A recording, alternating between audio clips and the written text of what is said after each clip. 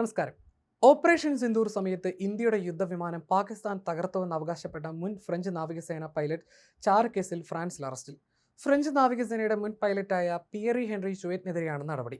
Chinese ഏജന്റുകൾക്ക് തന്ത്രപ്രധാനമായി സൈനിക രഹസ്യങ്ങൾ കൈമാറിയെന്ന ഗുരുതര ആരോപണമാണ് ഇയാൾക്കെതിരെ ചുമത്തിയിരിക്കുന്നത്.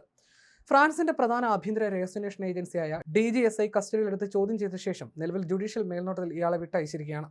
ഓപ്പറേഷൻ സിന്ദൂർ സമയത്ത് ഇന്ത്യൻ വ്യോമസേനയുടെ റഫാൽ യുദ്ധവിമാനങ്ങളുടെ പ്രകടനത്തെ വിമർശിക്കുകയും പാകിസ്ഥാന്റെ ചൈനീസ് നിർമ്മിത J-10C, JF-17 യുദ്ധവിമാനങ്ങളെ റഫാൽ കില്ലറുകളെന്ന് വിശേഷിപ്പിക്കുകയും ചെയ്തതിലൂടെ ചുവറ്റ് ഇന്ത്യക്കാരുടെ വിമർശനത്തിന് കാരണമായിരുന്നു. രഹസ്യാന്വേഷണ വിവരങ്ങൾ പങ്കുവെക്കൽ, ദേശീയ പ്രതിരോധ രഹസ്യങ്ങൾ വെളിപ്പെടുത്തൽ, രാജ്യത്തിന്റെ അടിസ്ഥാന താൽപ്പര്യങ്ങളുമായി ബന്ധപ്പെട്ട വിവരങ്ങൾ ശേഖരിക്കൽ ഉൾപ്പെടെയുള്ള ഗുരുതരമായ കുറ്റങ്ങളാണ് ഇയാൾക്കെതിരെ ചുമത്തിയിരിക്കുന്നത്. ഫ്രഞ്ച് കനേഡിയൻ ഇരട്ട പൗരത്വമുള്ള ചുവറ്റ് 2021 വരെ ഫ്രഞ്ച് നാവികസേനയിൽ സേവനമനുഷ്ഠിച്ചിരുന്ന ഉദ്യോഗസ്ഥനാണ്.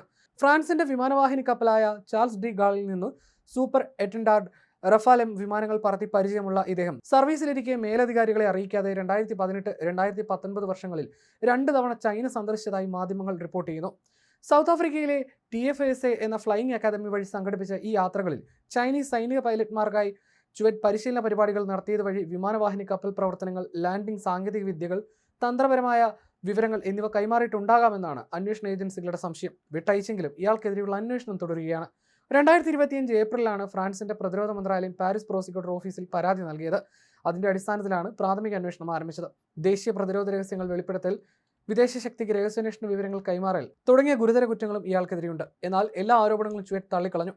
ചൈനയിൽ 3 ദിവസം വീതം നീണ്ടുനിന്ന് 2 സെമിനാറുകൾ മാത്രമാണ് നടത്തിയതെന്നും 2019 യാത്രയ്ക്ക് ശേഷം താൻ ഒരിക്കലും ചൈനയിൽ പോയിട്ടില്ലെന്ന് അദ്ദേഹം ഫ്രഞ്ച് മാധ്യമങ്ങളോട് പ്രതികരിച്ചു. രഹസ്യ വിവരങ്ങളൊന്നും കൈമാറിയിട്ടില്ലെന്നുമാണ് അദ്ദേഹത്തിന്റെ നിലപാട്.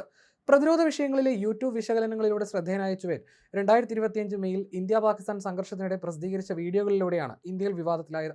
ഔദ്യോഗിക സ്ഥിരീകരണങ്ങളൊന്നും ഇല്ലാതിരുന്നിട്ടും പാകിസ്ഥാന്റെ J-10C യുദ്ധവിമാനം PL-15 മിസൈൽ ഉപയോഗിച്ച് ഇന്ത്യൻ റഫാൽ വിമാനം വെടിവെച്ചിട്ടെന്ന് ഇദ്ദേഹം അവകാശപ്പെട്ടു. തുടർന്നുള്ള വീഡിയോകളിൽ J-10C, JF-17 യുദ്ധവിമാനങ്ങളെയും PL-15 മിസൈലിനെയും Rafale killer എന്ന് വിശേഷിപ്പിക്കുകയും ചൈനീസ് വ്യോമയുദ്ധ സാങ്കേതിക വിദ്യയുടെ മികവ് ഇതിലൂടെ തെളിഞ്ഞുവെന്നുമായിരുന്നു അദ്ദേഹത്തിന്റെ വാദം. ചുവറ്റിന്റെ അവകാശവാദങ്ങൾ പിന്നീട് ഫ്രഞ്ച് റഫാൽ നിർമ്മാതാക്കളായ ദസോൾട്ട് ഏവിയേഷനും ഇന്ത്യൻ വ്യോമസേനയും പരസ്യമായി തള്ളിക്കളഞ്ഞു. ഓപ്പറേഷൻ സിന്ദൂറിനിടെ റഫാൽ യുദ്ധവിമാനങ്ങൾ നഷ്ടപ്പെട്ടിട്ടില്ലെന്നും എല്ലാ 36 റഫാൽ വിമാനങ്ങളും സർവീസിലുണ്ടെന്നുമാണ് ഇന്ത്യ വ്യക്തമാക്കിയത്. തുടർന്ന് പുറത്തിറക്കിയ ബ്രിഡ്ജ് സപ്പോർട്ട് ടെൻഡർ രേഖകളും ഈ നിലപാടിനെ ശക്തിപ്പെടുത്തുന്നതായിരുന്നു. ചൈനയ്ക്ക് സുപ്രധാന വിവരങ്ങൾ ചോർത്തി നൽകിയെന്ന കുറ്റം നേരിടുന്ന ആദ്യത്തെ പാശ്ചാത്യ പൈലറ്റല്ല ഇയാൾ.